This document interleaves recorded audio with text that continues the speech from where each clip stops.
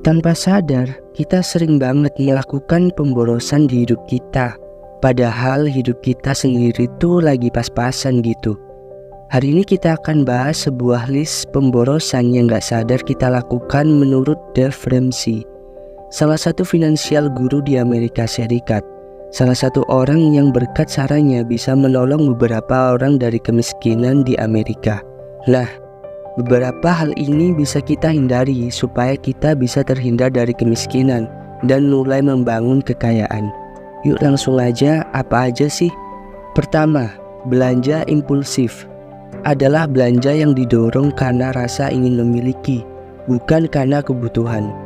Hal ini sering banget secara nggak sadar kita lakukan, karena sekarang belanja tuh udah makin gampang, dari mulai offline sampai online.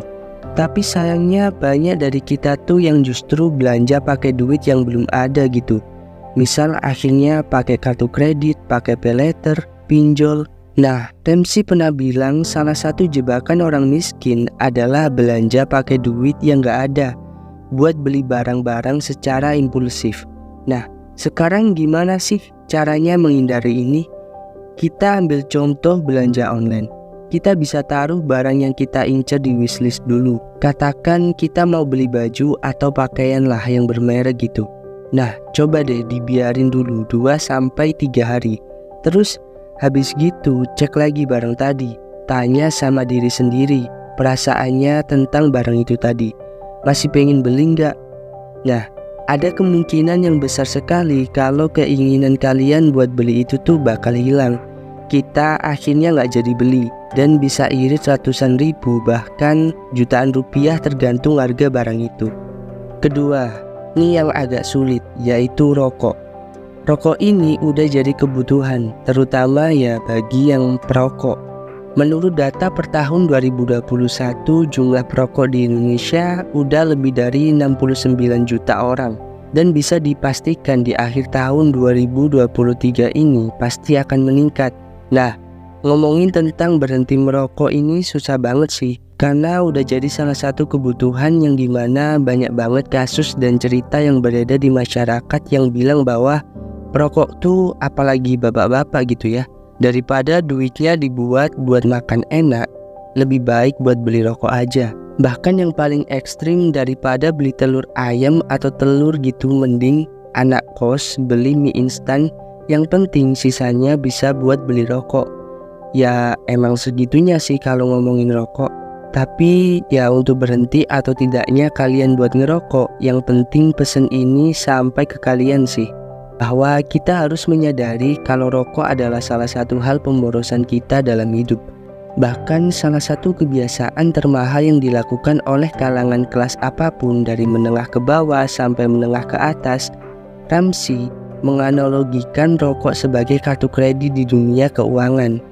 Emang ngomongin rokok rasanya nggak aneh sih kalau kita bisa ngabisin uang sekitar 600 ribu per bulan buat rokok doang. Tapi coba bayangin aja deh kalau artinya kita ngerokok sampai sekitar 20 tahun ke depan. Itu artinya kita ngeluarin sekitar 144 juta buat rokok doang. Belum kalau kita hitung pas waktu ada inflasi. Wah, kebayang gak uang segitu ternyata tuh kita pernah punya, tapi malah masuk ke paru-paru. Wah, full senyum nih paru-paru. Nah, coba dipikir dulu nih masalah berhenti atau enggaknya. Yang penting pesan ini pernah nyeliwer dan masuk di otak kita. Yang ketiga, denda keterlambatan cicilan. Setiap pembayaran yang berupa cicilan, entah itu apapun, pinjol, paylater, KPR, dan lain-lainnya, semuanya pasti ada denda kalau kita telat bayar. Selain kita bayar total harga yang seharusnya kita bayar, mau nggak mau kita jadinya bayar dendanya juga. Yang mau gak mau juga itu adalah duit lebih yang harusnya bisa kita keep atau kita simpan. Kalau kita bayangin, ada banyak yang bisa kita lakuin dengan duit denda yang harusnya jadi sisa yang bisa kita simpen yang segitu banyaknya. Nah, hal kayak gini tuh harus banget kita hindari. Caranya sebenarnya gampang banget kok. Di awal bulan ketika gajian, utamain bayar semua tagihan dulu, baru kebutuhan dan lain-lain. Atau kalau bisa langsung auto debit aja dari rekening kita. Itu bakal lebih bagus sih. kita jadi nggak akan ketinggalan tuh bayar tagihan lagi. Keempat, jajan-jajanan yang mahal. Kita semua tahu ya, jomplangnya harga minuman di warung sama di kafe tempat kita nongkrong gitu. Anggap aja kita lagi ngomongin kopi.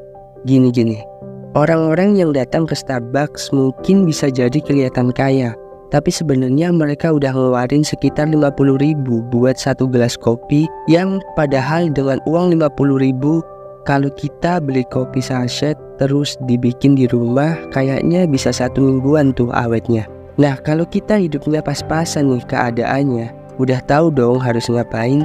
Ya jangan diikutin gaya hidup mereka. Nikmati kopi yang bisa bikin sendiri di rumah tanpa harus keluar biaya kayak gitu. Sebenarnya sih boleh-boleh aja kok kalau mau beli kopi di Starbucks gitu. Tapi ya anggap aja ke Starbucks tuh sama kayak biaya hiburan ke diri kita.